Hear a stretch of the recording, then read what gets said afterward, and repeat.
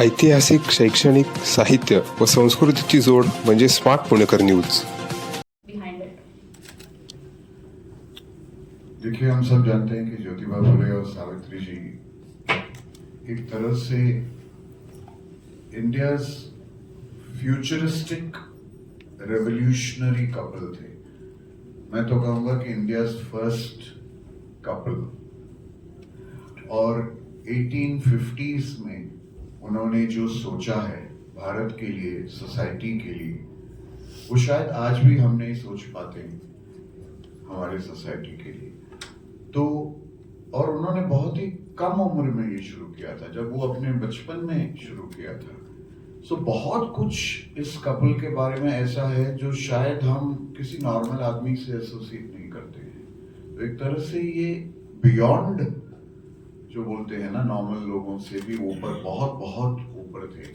और इनकी जो बातें हैं, इन्होंने जो बातें की हैं, इन्होंने जो रिफॉर्म्स की है, इन्होंने रेवोल्यूशन की है और इतने ऑपोजिशन के खिलाफ रेवोल्यूशन की है, उसको सामने लाना एक बड़े मंच पर, हिंदी फिल्म जो अभी तक बनी नहीं हिंदी में, और एक ग्लोबल लैंग्वेज और एक ग्लोबल प्लेटफॉर्म पर इसे एग्जिबिट करना, यही उद्देश्य था. और इसी उद्देश्य के साथ हमने ये फिल्म बनाई. Fantastic, thank you so much sir. And Prateek sir, आपके लिए सवाल है. So what aspects of Phule's life you have been resonating with, आपने वो महात्मा जी फुले, उनका जो किरदार यहाँ निभाया है, तो उस दौरान what aspects of Phule's life resonated with you the most as an actor and even as a person, as an individual? नमस्कार. सबसे पहले तो मुझे लगा कि मैं बहुत ही भाग्यशाली कलाकार हूं जिसे ये किरदार निभाने का मौका मिला, और मेरे लिए बहुत बड़ी बात है. हिंदुस्तान के सबसे पहले महात्मा, जिनके बारे में हमने स्कूल में भी जब पढ़ा था तो सिर्फ एक छोटा पैराग्राफ पढ़ा था, हमें सिर्फ इतना ही पता था. इनके जीवन के बारे में इतना डिटेल में जानने का मौका मिला इस फिल्म के थ्रू. बहुत सारी ऐसी बातें थी जिससे मैं खुद को जोड़ पाया, पर कहीं ना कहीं मुझे ऐसा लग रहा था मैं थोड़ा अलग तरह से खुद को जोड़ पाया कि इनका एक जो सेल्फलेस अप्रोच था, कि खुद का, अपने परिवार का ना सोच के उन्होंने समाज का और भविष्य के बारे में सोचा, और अपना पूरा जीवन उसी में उन्होंने कुर्बान कर दिया है या बलिदान दे दिया, पर उसी में पूरा जीवन झोंक दिया था उन्होंने. और इतने नीडर लोग उस समय में होना शायद किसी कहानी से कम नहीं लगता. मतलब मुझे तो कई बार इस चीज का आश्चर्य होता है कि किसी ने इन्हें भगवान का कोई रूप क्यों नहीं मान लिया होगा तब. बिकॉज हम तो ऐसा देश है जो ऐसे कोई भी काम करने वालों को सीधा परमात्मा से जोड़ देते हैं कि ये तो अवतारी पुरुष है. तो ये किसी अवतारी पुरुष से कम नहीं थे. तो मुझे दुख इस बात का था कि शायद ऐसी हिम्मत, ऐसी नीडरता, ऐसा सेल्फलेस अप्रोच आज हम में से किसी में नहीं है. और मुझे उस बात की बहुत शर्म आज भी लगती है कि यार हम तो किसी भी एक चीज को लेके अगर उससे मेल नहीं खाती है हमारी सोच से, तो हम सवाल पूछने की भी हिम्मत नहीं रखते. आज हम सबको डर लगता है कि सवाल पूछ लिया तो पता नहीं क्या हो जाएगा. सही है. So with this I open the floor. अगर पत्रकारों में से किसी को कोई सवाल करने हैं तो. आज रिलीज होने वाली थी मूवी, आज शुभ अवसर था, जयंती थी, लेकिन कुछ संगठनों ने अपोज किया, फिर आपने 15 डेज का समय लिया और पोस्टपोन किया. अब क्या विचार विनिमय हो रहा है, उस संगठन से बात हो रही है आपकी, और अब कब रिलीज होगी? कुछ सीन के बारे में उन्होंने आपसे बात की थी. हाँ, देखिए, जो भी उन लोगों ने एक तरह से इन्फर किया है या सोचा है, वो एक तरह की गलतफहमी है, मिसअंडरस्टैंडिंग है. किसी ट्रेलर से फिल्म का कुछ समझ में नहीं आता है कि अदर साइड क्या है. एक आध स्निपेट्स होते हैं, एक आध कट्स होते हैं जो आपको एक आइडिया देता है कि क्या ड्रामा हो रहा है या क्या है एक फिल्म के अंदर, बट वो पूरी फिल्म वो नहीं है. तो हमने वही, मैंने बहुत सारे इंटरव्यूज में मैंने क्लैरिफाई भी किया है कि जो ब्राह्मण समाज को लगता है कि ये उनके खिलाफ है, वो कितने गलत है वो सिर्फ फिल्म देखने के बाद ही पता लगेगा.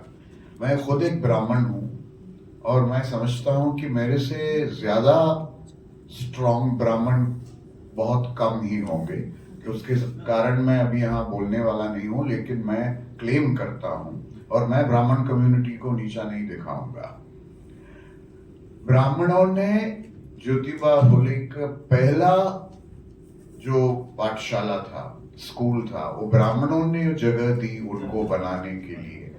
ब्राह्मणों के साथ वो ऐसे जुड़े थे, सत्यशोधक समाज बनने तक जुड़े थे और उनके जाने के बाद भी वो सावित्री के साथ जुड़े थे। ब्राह्मण और ज्योतिबा फुले का लव स्टोरी है, हेट स्टोरी नहीं है।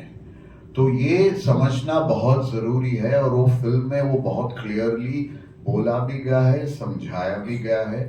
तो मैं समझता हूँ कि एक बार ब्राह्मण ये फिल्म देखेंगे, जो भी लोग इसका विरोध कर रहे हैं वो जब देखेंगे उनको पता होगा कि कितना बैलेंस्ड है हमारी फिल्म, क्योंकि किसी के खिलाफ जाने वाली बात है ही नहीं।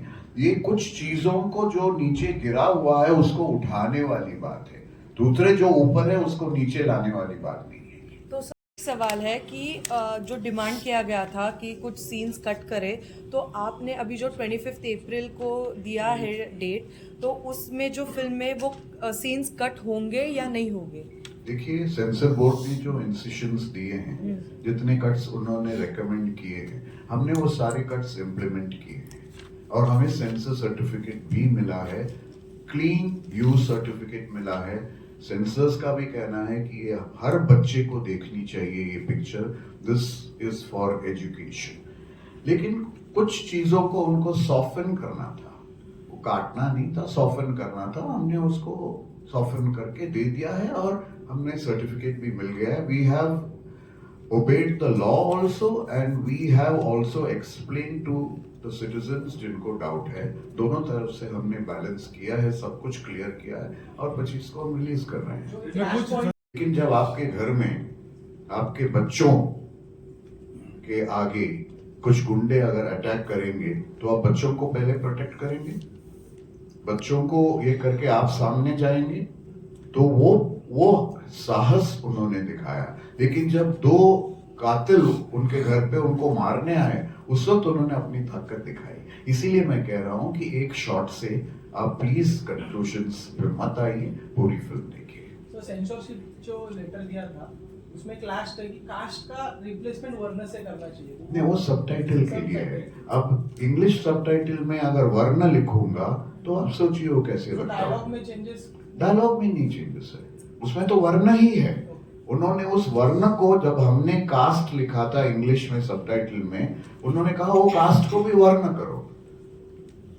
और टाइटल के लिए भी तो कुछ हो रहा है ना कि महात्मा फुले लगाना चाहिए, जैसे कि हम हमेशा बोलते हैं कि Mahatma Jyotiba Phule. Excuse me, this is about Jyotiba Phule and Savitri. और हमें वो हर बार अच्छा नहीं लगा है, लेकिन आपको मुझ पर भरोसा रखना पड़ेगा जब मैं कहता हूं कि मैं कभी भी, सिर्फ इस फिल्म में नहीं, जब भी मैं कोई बायोपिक बनाता हूं, मैं कभी भी सिनेमैटिक लिबर्टी नहीं लेता हूं। सिनेमैटिक लिबर्टी के नाम पे मैं कुछ भी बदलता नहीं हूं, क्योंकि उनकी जिंदगी में ही इतना कुछ ड्रामा है कि आपको कोई लिबर्टी लेने की जरूरत ही नहीं है। आपको सिर्फ उसको रिप्रेजेंट करना है, जिस तरीके से वो हुआ है फैक्चुअली रिप्रेजेंट करना है। और मैं समझता हूं कि सिनेमैटिक लिबर्टी बायोपिक्स में बहुत ही बेईमानी है।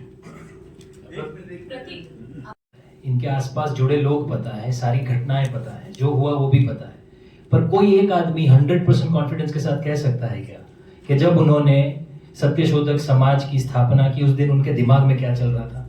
किसको पता? ये किसी को नहीं पता। ये काम सिर्फ कलाकार का है कि हम उसे इंटरप्रेट करें और आप तक ऐसे पहुंचाए कि आप भी इंटरप्रेट कर पाओ। अब ये लिबर्टी पे कोई क्वेश्चन नहीं कर सकता, इसमें सब सही है, सब गलत है। जो आप सोच रहे हो मैं आराम से कह सकता हूं कि गलत सोचा है आपने, उन्होंने ऐसा सोचा ही नहीं होगा, पर वो बताएगा कौन? उनके अंदर की बात किसी को नहीं पता। हमने जितना इतिहास पढ़ा है सिर्फ पढ़ा है। तो ये एक चीज है जो हम अदर, नहीं तो हम कहानी कह ही नहीं पाएंगे कभी। अगर मुझे वो किरदार करना है तो मुझे वो समझना पड़ेगा ना, जब उन्होंने ये निर्णय लिया कि विधवा का मुंडन नहीं होगा, वो अंदर क्या सोच रहे थे? जब वो किसी के सामने अपनी दलील रख भी रहे थे तो किस हिसाब से रख रहे थे? ये तो फिर हम तो उस लेवल पे भी जा सकते हैं कि नहीं, उन्होंने कभी फ्राउन किया ही नहीं होगा, उनकी आवाज कभी ऊंची हुई नहीं होगी, पर ये किसको पता है? तो ये हमें जब तक हम ये नहीं कर पाएंगे अब तक कहानी पहुंचा ही नहीं पाएंगे। फुले जी ने जो नाटक